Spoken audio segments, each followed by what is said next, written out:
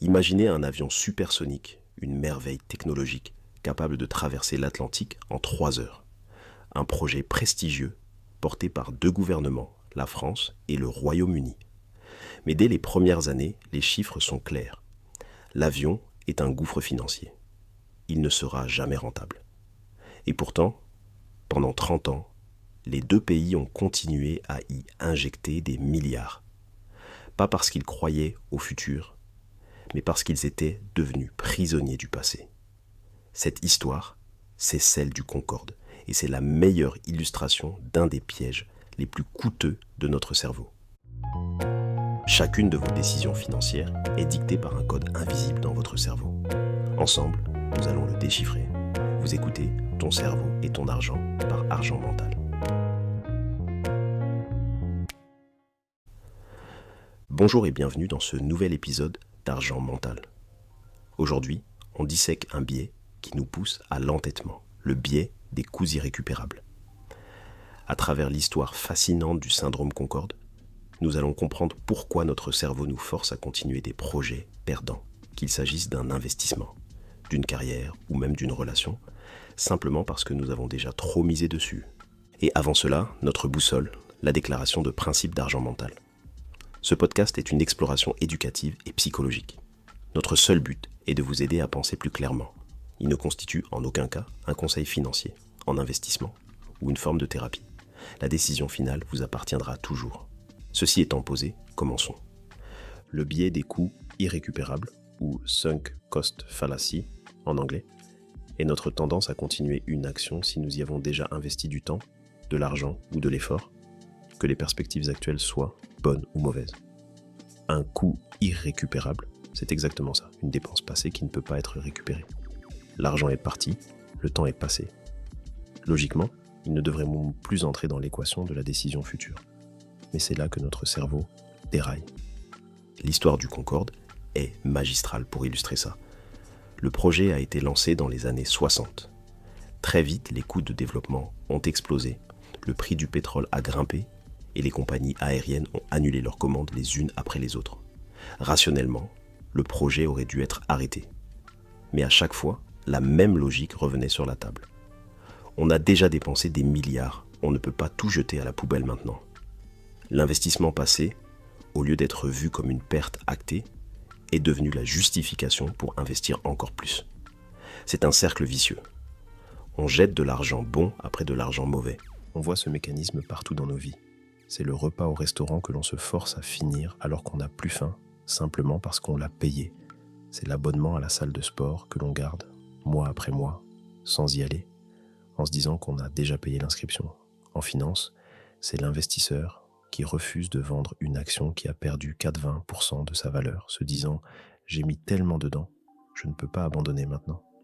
La décision n'est plus basée sur le potentiel futur de l'action, mais sur le regret du passé. Ce biais est d'autant plus puissant que d'autres facteurs psychologiques viennent le renforcer.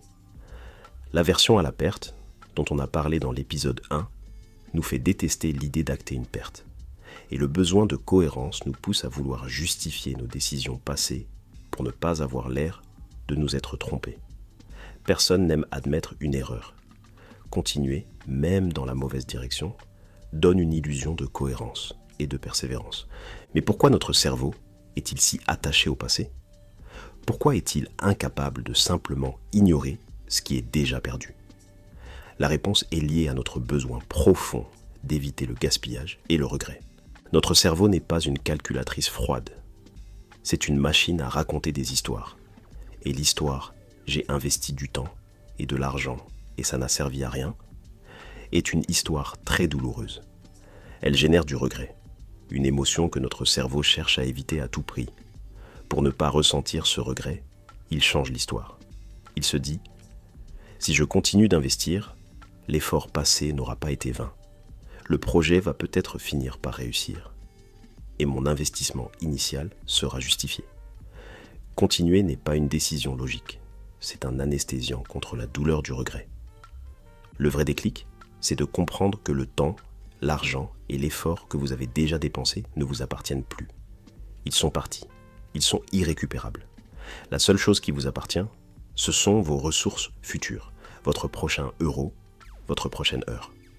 La seule question qui compte n'est pas « Comment puis-je justifier mes investissements passés ?» mais quelle est la meilleure allocation possible pour mes ressources futures? C'est un changement de perspective radical. Il faut apprendre à faire le deuil de ces coûts irrécupérables. Accepter la perte n'est pas un signe de faiblesse. C'est la plus grande preuve de discipline et de clarté mentale. C'est ce qui sépare l'entêtement stérile de la persévérance intelligente. Ce besoin de ne pas ressentir le regret est une force psychologique immense, mais il n'est pas le seul moteur. Le biais des coûts irrécupérables est souvent suralimenté par une autre force encore plus puissante, notre identité et notre réputation sociale. Revenons au Concorde. Les gouvernements français et britanniques n'ont pas seulement investi de l'argent, ils ont investi leur fierté nationale. Le Concorde était un symbole de l'excellence technologique européenne, une icône. Arrêter le projet, c'était admettre un échec, non seulement financier, mais aussi politique et symbolique aux yeux du monde entier. La peur de perdre la face est devenue un coût irrécupérable, bien plus lourd que les milliards déjà dépensés. On retrouve ce mécanisme à une échelle plus personnelle. Imaginez que vous avez annoncé à tous vos amis que vous lanciez une entreprise. Vous y mettez toutes vos économies. Au bout d'un an, vous réalisez que le modèle économique ne fonctionne pas. La décision rationnelle serait d'arrêter. Mais votre cerveau est terrifié par une autre perspective. Devoir annoncer à tout le monde que vous avez échoué. Votre identité d'entrepreneur est désormais liée au projet. L'argent et le temps investis sont devenus des coûts irrécupérables. Mais votre réputation, votre ego, en est un autre, bien plus difficile à ignorer. On continue donc à injecter des ressources dans un projet mourant, non pas pour le sauver, mais pour sauver notre image. Le déclic est donc double. Il faut non seulement comprendre que les ressources passées sont perdues, mais aussi réaliser que notre identité n'est pas nos projets. Échouer un projet n'est pas être un échec. C'est une distinction subtile, mais elle est la clé de la libération. La capacité à se détacher de ses propres décisions passées, à les voir comme des expériences et non comme des jugements sur sa propre valeur, est une compétence de maturité financière et émotionnelle absolument essentielle. Il est donc crucial d'apprendre à distinguer la persévérance, qui est le fait de continuer malgré les difficultés quand les perspectives restent bonnes, de l'obstination, qui est le fait de continuer à cause des investissements passés alors que les perspectives sont mauvaises. La première est une qualité de leader. La seconde est une faille psychologique. Savoir faire la différence entre les deux est un super pouvoir. Comment se libérer de ce piège du passé? Comment apprendre à appuyer sur le bouton stop? Voici 3 protocoles. Le premier, la dissociation par une tierce personne. Quand vous êtes face à une situation où vous hésitez à arrêter, posez-vous cette question. Si un ami venait de me voir avec exactement ce problème, et que ce n'était pas son argent, mais le mien qu'il gérait, quel conseil honnête je lui donnerais? Cette technique vous sort de votre propre attachement émotionnel et de votre besoin de justifier vos choix. En vous plaçant en position de conseiller, vous activez votre système 2, votre pensée logique, et la bonne décision apparaît souvent de manière évidente. Le deuxième, le scénario du nouveau départ. C'est une expérience de pensée. Imaginez que vous êtes un nouveau manager qui vient de reprendre le projet en main. Vous n'avez aucun lien émotionnel avec les décisions passées. Vous avez un budget neuf et les données actuelles. La question est simple. En vous basant uniquement sur les perspectives futures, est-ce que vous alloueriez un seul euro à ce projet? Si la réponse est non, vous avez votre réponse. Cela vous force à évaluer la situation sur son potentiel et non sur son histoire. Et le troisième, l'audit des projets zombies.